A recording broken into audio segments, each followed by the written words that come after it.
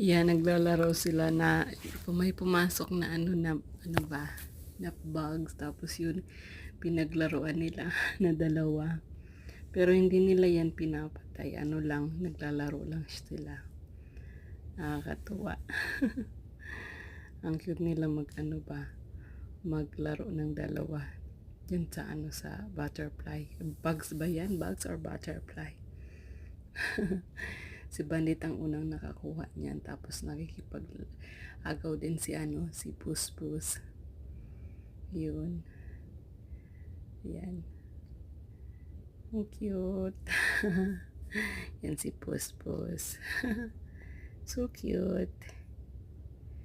Thank you for watching. Bye-bye. God bless.